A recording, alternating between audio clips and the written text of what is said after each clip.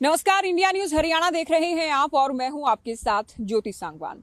एक ऐसे विधायक से आपकी मुलाकात करवाने वाले हैं जो सरकार को लेकर लगातार हमलावर रहते हैं, साथ ही दूसरे विरोधी दलों को लेकर भी लगातार आक्रामक अंदाज में उनकी ओर से निशाना साधा जाता है। जी हाँ, नारनौल से जैसे पेटवार जी हमारे साथ हैं, बहुत स्वागत है आपका जैसे जी इंडिया न्यूज हरियाणा पर। क्या वजह है ऐसी कि सरकार पर भी बहुत आक्रामक स्टाइल में आप हमलावर रहते हैं? दूसरे जो विरोधी दल हैं, जिसमें इनेलो की बात करें, जेजेपी की बात करें, उन पर भी लगातार आपकी ओर से अटैक किए जाते हैं। देखिए, विपक्ष का तो धर्म होता है।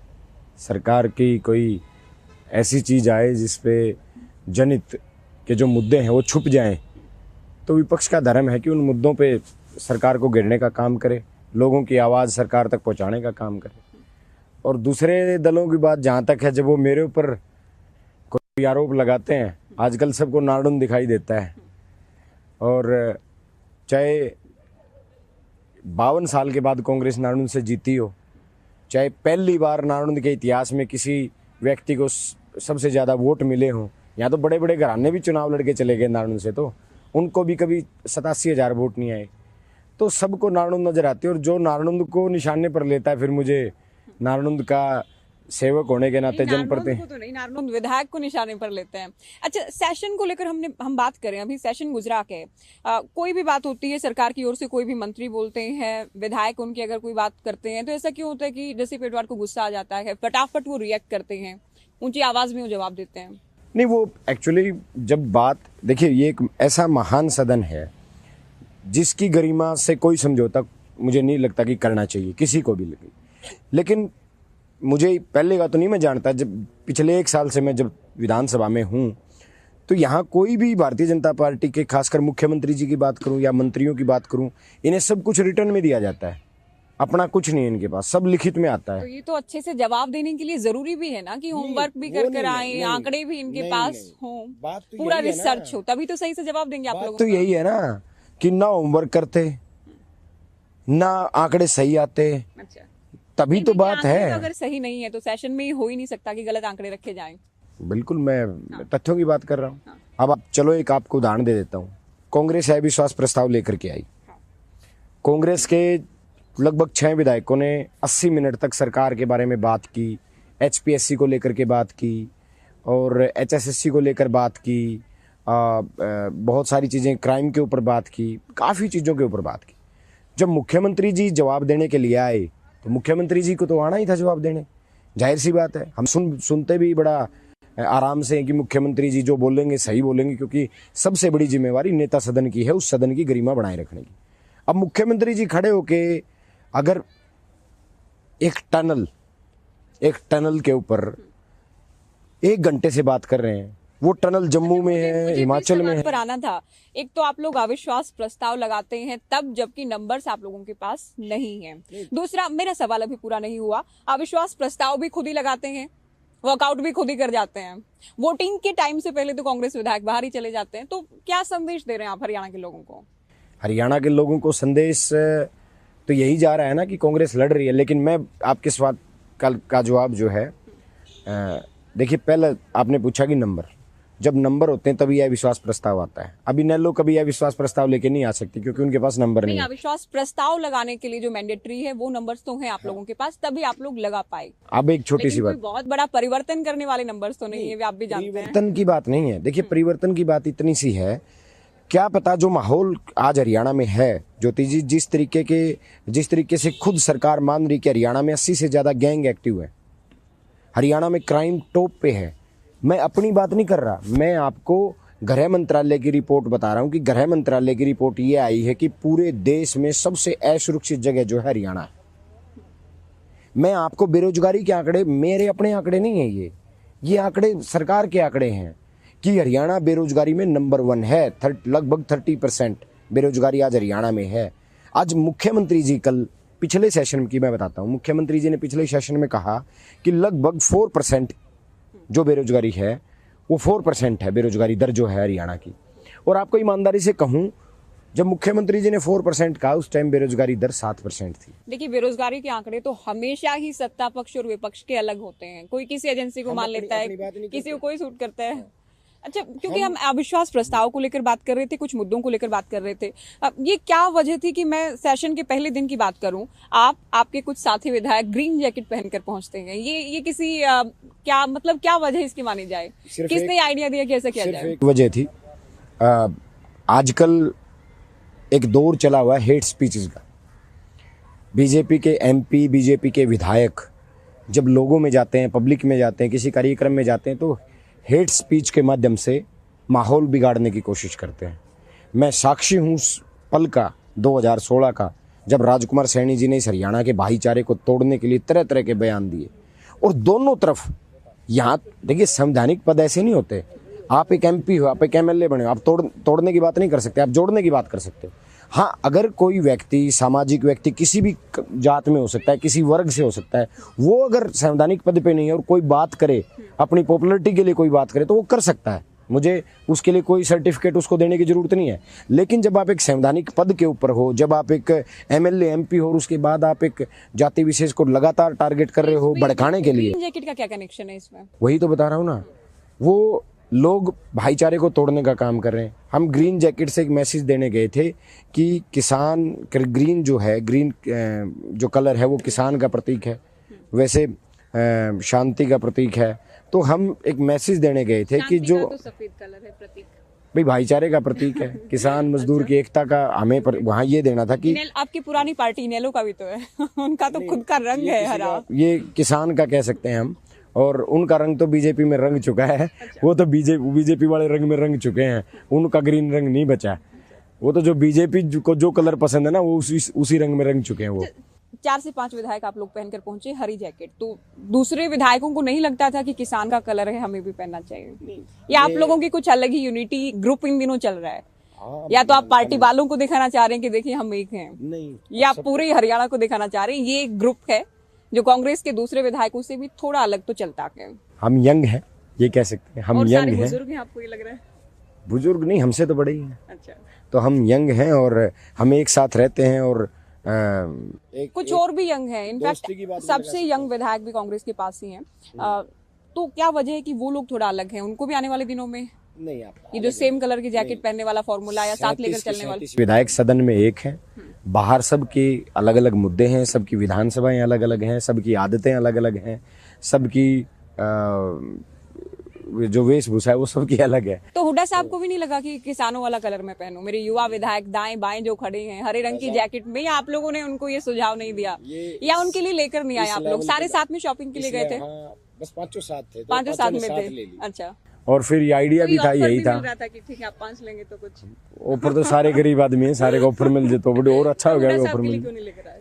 बड़े साहब के लिए वो लेके आएंगे, उनके लिए। अच्छा, उनके लिए कभी जब हम अगली कोई 5 चीज इकट्ठी करेंगे तो उनके लिए लेके आएंगे। उनके लिए भी आने वाले दिनों में आप लोग लेकर आएंगे? वो हमारे लिए लाते हैं बल्कि। अच्छा, कैप्टन अभिमन्यु ये कहते हैं, एक तो गुरु चेले वाली जो बात कर रहे हैं कि गुरूर हो गया के रिजाइन देकर आए जनता के बीच में, ये सारा वहम गुरूर ये सब कुछ निकाल देंगे कैप्टन अभिमन्यु।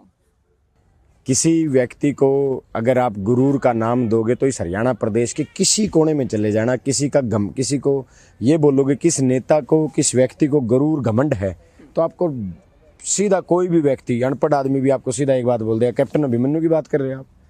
जो व्यक्ति ये कैप्टन अभिमन्यु नहीं है, कैप्टन अभिमानी आदमी है, इसका नाम कैप्टन अभिमानी होना चाहिए। अब आपने जो उसकी भाषा देखी कि आप गुरु भी तो चेले बोल रहे हैं, देखिए भाषा तो आपकी भी गड़बड़ है, आप भी आपसे तो बड़े हैं, आप भी उनकी नहीं बोल रहे हैं। चलिए, नहीं, जब तक जो आदमी सही है, मान सम्मान उसका करो। जो व्यक्ति इस तरीके की भाषा करता है तो उसी का हकदार है।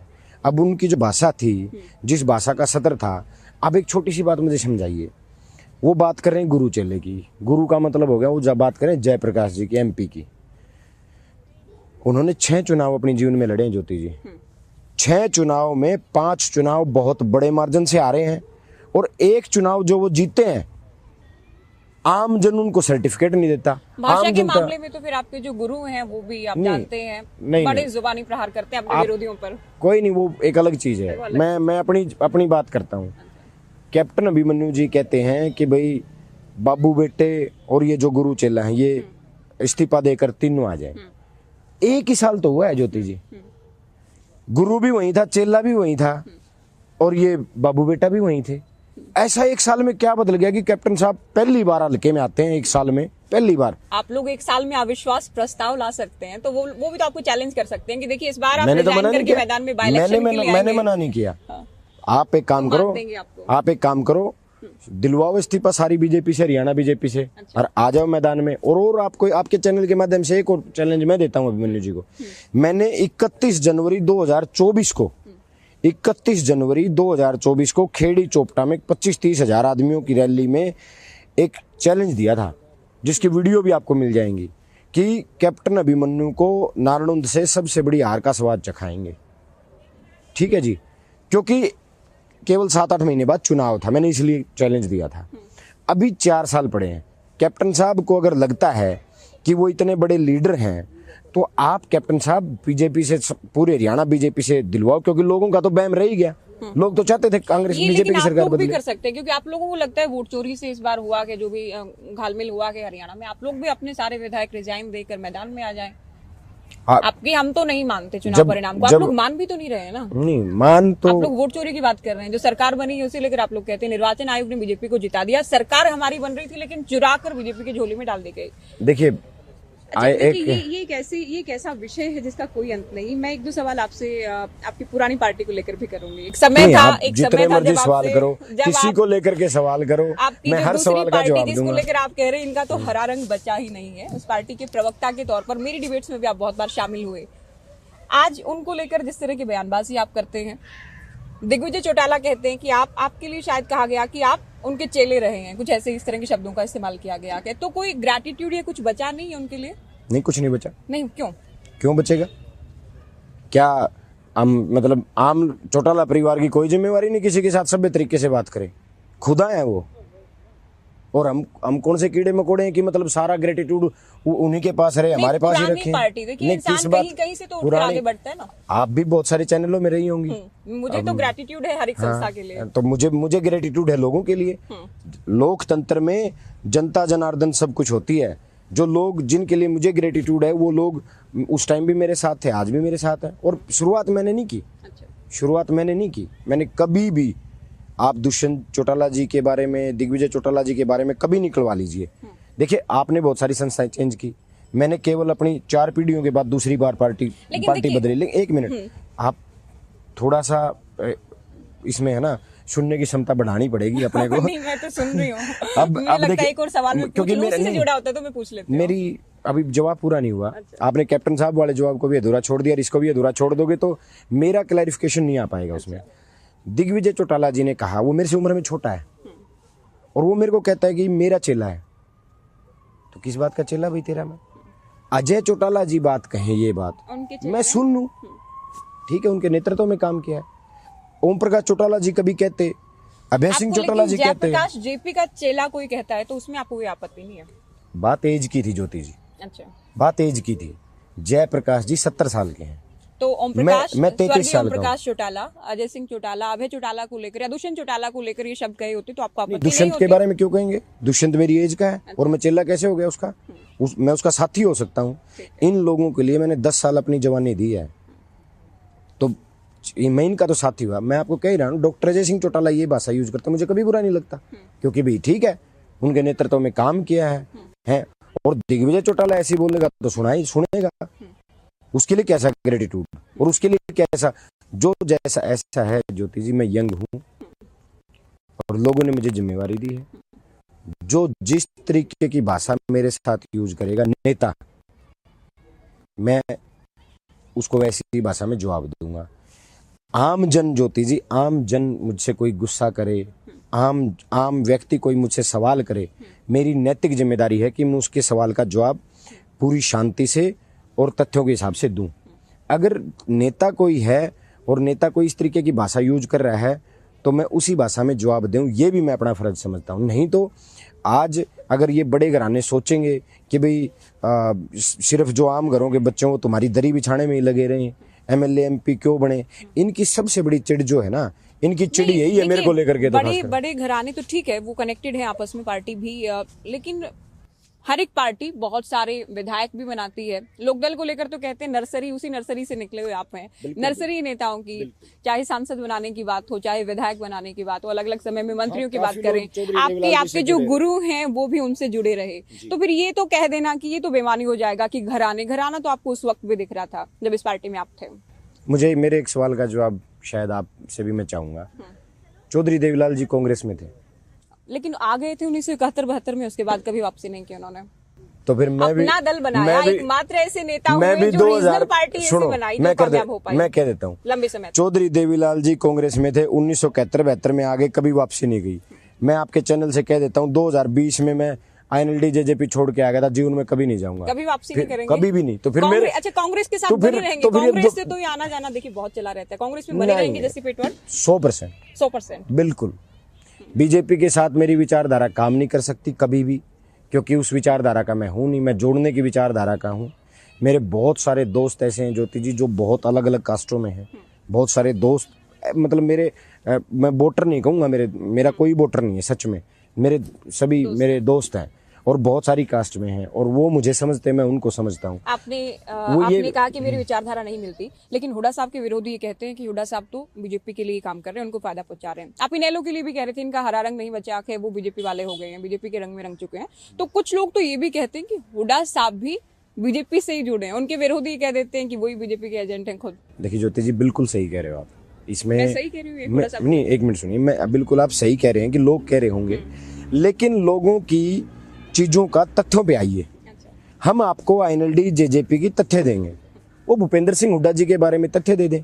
वैसे भी आजकल है ना इस प्रदेश में एक चलन है ज्योति जी, बिला भाई किसी इनकी खासकर इनकी चुटाला लड़ाई तो भैंस भी नाटे तो भी भूपेंद्र हुड्डा ने मैंने कर अभय दिया। चौटाला से सवाल पूछा था, हाँ, तो सुनिए उन्होंने क्या कहा, बड़ा दिलचस्प जवाब उन्होंने दिया कि हुड्डा साहब ये कह रहे, मैंने कहा कि हुड्डा साहब ये कहते हैं कि अभय चौटाला की भैंस भी अगर दूध नहीं देगी तो उनका निशाना भूपेंद्र हुड्डा ही होंगे। तो अभय चौटाला कहते हैं कि इन बेचारों ने तो कभी भैंस वाली नहीं, भैंस रखी नहीं, उन्होंने कुत्ते पाले हैं सिर्फ। हाँ, इनके घर पर बोर्ड होता था कि कुत्तों से सावधान।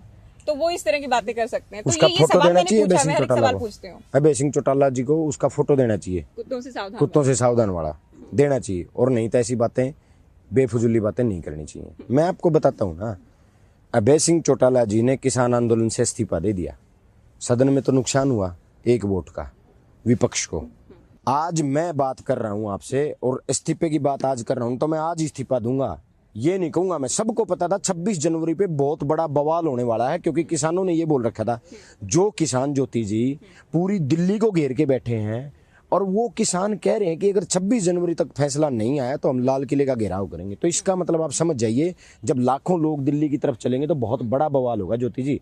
तो 26 जनवरी क्या कंडीशन थी, बोला 26 जनवरी तक फैसला नहीं आया तो मैं इस्तीफा दे दूंगा। अरे आज ही दो ना इस्तीफा, 26 जनवरी किस बात की? किसानों का अल्टीमेटम था ना, हाँ, उनको वो लग रहा होगा कि सरकार प्रेशर में तो आएगी, हम उस तक क्यों जाए? तो हाँ अल्टीमेटम दे रहे थे। बिल्कुल बिल्कुल, यही तो बात थी कि उनको लग रहा था कि पर वो अपनी ये जुबान पर फैसला तो आ रहे, जाएगा। देखिए चलो बहुत अच्छी बार लोग कह देते हैं सुनो, कि मैं इस्तीफा दे दूंगा, आदमी जो को भी अपने होगा। शब्दों का होना चाहिए। बहुत अच्छी बात है, उन्होंने इस्तीफा दिया, दे दिया, हम मानते हैं उन्होंने इस्तीफा दिया।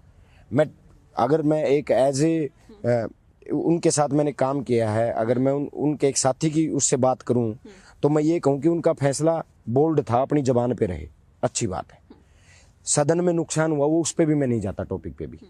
किसके खिलाफ था इस्तीफा, कौन लेके आया था? कृषि कानून कौन लेके आया था? बीजेपी। राष्ट्रपति चुनाव में बीजेपी को वोट दे दिया, उपराष्ट्रपति का चुनाव हुआ तब बीजेपी को वोट दे दिया, उसी सदन में, जिस सदन में ज्योति जी उन्होंने बीजेपी के खिलाफ किसानों के लिए मिले हुए हैं। मनोहर लाल, केंद्रीय मंत्री मनोहर लाल कह चुके हैं हम ए टीम है, बाकी हरियाणा में जितनी भी बी टीम है। वो हालांकि उन्होंने खुद नहीं कहा, जब मीडिया ने उनसे पूछा कि कांग्रेस वाले इनेलो के कहते हैं, इनेलो वाले कांग्रेस को कहते हैं बी टीम है, कहते हैं ठीक है। वाइंड अप की ओर आते हुए, ये जो जितना अग्रेसिव होकर आप सियासत कर रहे हैं, मनोहर लाल वाली बात आप पूरी कर सकते हैं प्लीज? चलिए आप जवाब दीजिए। मैं ये कह सकता हूँ ज्योति जी, मैं क्या बयान देता हूँ, दूसरा आदमी क्या बयान देता है, मनोहर लाल जी क्या बयान देते हैं, इस टॉपिक का के कहीं कोई जाकर के प्रमाण नहीं मिलेगा। राजनीतिक बयानबाजी होती रहती है, कोई मेरे खिलाफ करेगा, मैं किसी के खिलाफ करूँगा। बात तथ्यों की। देखिए जेजेपी ने सरकार बनाई, अब एक छोटी सी पॉइंट की बात आ जाइए। डॉक्टर अजय सिंह चौटाला जी जेजेपी के राष्ट्रीय अध्यक्ष हैं। डॉक्टर अजय सिंह चौटाला जी कहते हैं हम कांग्रेस के जन्मजात विरोधी हैं, हम कांग्रेस के विरोध में जन्मे हैं। हमारा कांग्रेस के साथ जाना कतई कतई सवाल ही पैदा नहीं होता। और वो जब से कह रहे हैं, जब से दुष्यंत ने गठबंधन बीजेपी के साथ किया है। दिग्विजय चौटाला जी स्टेज पे खड़े होकर कह रहे हैं मैंने भूपेंद्र हुड्डा को 3 फोन किए। अब पहली बात तो ये आई है, फोन डॉक्टर अजय सिंह चौटाला जी करें अहमियत है। दुष्यंत चौटाला जी पार्टी के 10 विधायक जिता के लेकर के आए हैं, विधायक हैं, अहमियत है। दिग्विजय चौटाला किस लिए फोन कर रहा है भूपेंद्र सिंह हुड्डा जी को? किस बात का पद? अरे नहीं था, अरे वो इंसो के राष्ट्रीय अध्यक्ष थे, छात्र संगठन के थे। चलो 1 मिनट के लिए कर दिया, वो भी स्टूडेंट विंग तो चलो 1 मिनट के लिए कर दिया। मैंने आपकी बात एडमिट कर ली, कर दिया, आपकी बात मैंने मान ली। मैं उस बात पे भी नहीं जाता कि उसने क्यों उसको करना था या नहीं करना था। उसने फोन कर दिया, दुष्यंत चौटाला जी आए मंच पे। दुष्यंत चौटाला जी कहते मैं बीजेपी के साथ नहीं जाता ना, तो मेरे ईब साथ भाग गए, सारे भाग जाते। अरे घर में 3 आदमी हो, 3 तो एक बात पर लो, सलाह कर लो, घर बैठ के कौन सी बात कहनी है बाहर जाके। हो सकता है जो कांग्रेस की इंटरनल डेमोक्रेसी है कि सारे अलग अलग बयान देंगे, उसको बताएंगे आंतरिक लोकतंत्र। हो सकता है अजय चौटाला परिवार में भी आंतरिक लोकतंत्र हो कि जो जिसको नहीं लगता है वो कहा जाए। अच्छा, मेरा सवाल जो था लास्ट में आपसे पूछ रही थी, जितना आक्रामक स्टाइल में अभी आप चल रहे हैं, सदन में भी सदन के बाहर भी लंबी राजनीति जाहिर आपको करनी, आपने खुद भी कहा कि मैं युवा विधायक हूँ, आपको लगता है बहुत अच्छा, या लोगों को ही राजनीति पसंद आ रही होगी आपके वोटर्स को? देखिए ज्योति जी, किसकी राजनीति कितनी छोटी होनी है, कितनी लंबी होनी है, लोगों के हाथ में है। और मुझे जहाँ तक लगता है, जब तक राजनीति में संवैधानिक पद पे आदमी लगातार नहीं बना रहता, तो मुझे नहीं लगता कि उसकी राजनीति कोई लंबी छोटी रहेगी। मेरे हिसाब से जो जितना मैं समझता हूँ, मैं आक्रामक किसके साथ हूँ किसके साथ नहीं हूँ, पॉलिटिकल बयानबाजी की बात करूँ तो मैंने आपको पहले भी बताया, जो मुझे जिस भाषा में मुझसे वो करता है, सवाल करता है या मेरे ऊपर कटाक्ष करता है, मैं वैसा जवाब देता हूँ। मेरी राजनीति लोगों में चलनी है, लोगों के साथ मेरा क्या वे ऑफ टॉकिंग है, लोगों के साथ मेरा कैसा व्यवहार है, मेरी विधानसभा के लोग मेरे से कितना खुश हैं। अभी लगता है कि लोकदल वाला स्टाइल छूटा नहीं है अभी? नहीं, लोकदल का स्टाइल नहीं है, बस थोड़ा सा ये भी कह सकते हैं ज्योति जी आपकी, मैं 34 साल का हो जाऊंगा अभी मार्च में, तो थोड़ा सा यंग मैं हूं, तो वो स्टाइल भी हो सकता है। दूसरा, हर चीज़ में धीरे धीरे सीखा जाता है। बट ये है कि राजनीति लंबी छोटी लोगों के हाथ में है, लोगों को क्या पसंद आ रहा है। आज हम मैंने ऐसा भी दौर देखा है, 5-7 साल पहले होता था लोग सत्ता पक्ष से सवाल करते थे, आज ऐसा भी दौर है ज्योति जी, लोग विपक्ष से सवाल करते हैं उल्टा। विपक्ष भी बहुत इंपॉर्टेंट है लोकतंत्र में। बिल्कुल है, बिल्कुल। बट विपक्ष से सवाल पूछने का मतलब ये नहीं है कि सत्ता पक्ष की सारी जिम्मेदारियां खत्म हो गई, ये भी नहीं है ही उनकी, ज्यादा उनकी है, नहीं विपक्ष की भी है, ज्यादा सरकार की है, काम वो कर सकते हैं, सरकार काम करवाने के लिए विपक्ष उनको बहुत बार मजबूर कर सकता है। और अगर मुझे लगता है ये चिंता जो आप सवाल कर रही हैं, ये चिंताएं काफी लोग मुझसे करते हैं। अच्छा। मेरे जो अपने हैं वो करते हैं कि इतना इस तरीके से बोलना, कहीं कल को कोई किसी के साथ कोई दुश्मनी ना हो जाए या कुछ मैटर ऐसा इस टाइप से ना हो जाए। तो मेरा एक ही सवाल है, जो जिम्मेवारी मुझे लोगों ने दी है सवाल पूछने की, पूछता रहूँगा। जो जिम्मेवारी मुझे मिली है, अगर कोई मुझे लगता है कि कोई अगर ये बकरी का बच्चा है और इसके बारे में कुछ भी बोल करके निकल जाऊँगा साइड से, वो मैं उन्हें दूंगा, उसी रास्ते पे खड़ा मिलूंगा और जवाब लेकर के आपको जाना पड़ेगा। हाँ, लोकतंत्र की खूबसूरती ज्योति जी ये है कि यहाँ आप जो पॉलिटिकल बयानबाजी है, मुझे लगता है कि सभी ऐसा ही करते हैं, पॉलिटिकल बयानबाजी को वहीं तक लोग ख़त्म कर देते हैं। हाँ, कुछ चीज़ें हैं, जैसे दिग्विजय ने शुरू किया, राजनीति में मैं बहुत स्पष्टवादी हूँ ज्योति जी, मैं कभी बहुत कम झूठ का सहारा लेता हूँ।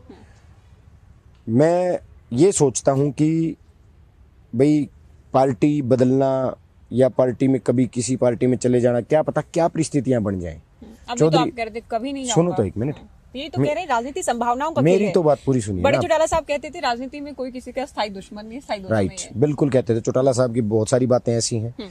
मैं आपको जो बात कह रहा हूँ ना ज्योति जी, वो ये कह रहा हूँ कि राजनीति में कभी कोई किसी के बारे में संभावनाएं ये नहीं है, लेकिन जो दिग्विजय ने जो मैटर शुरू किया ना, वहाँ से मैं, और अब आपने जो पूछा, वो मेरा वहाँ से कांटा लग गया कि मैं इस परिवार के जेजेपी के साथ कभी नहीं जाऊँगा, कभी कतई नहीं। चलिए तो ठीक है, देखेंगे ये आने हाँ, वाले समय बिल्कुल में ठीक कांग्रेस बात के साथ आप बने रहेंगे। बहुत शुक्रिया जसी पेटवार जी, आपने समय निकाला हमसे बातचीत की। तो ये थे कांग्रेस विधायक जसी पेटवार, जिनसे हमने खास बातचीत की है। सत्र को लेकर भी हमने बात की है, इनके आक्रामक स्टाइल को लेकर भी हमने बात की, कांग्रेस को लेकर, सरकार को लेकर, इनेलो, जेजेपी और चौटाला परिवार को लेकर बेबाकी से इनकी ओर से अपनी बात रखी गई।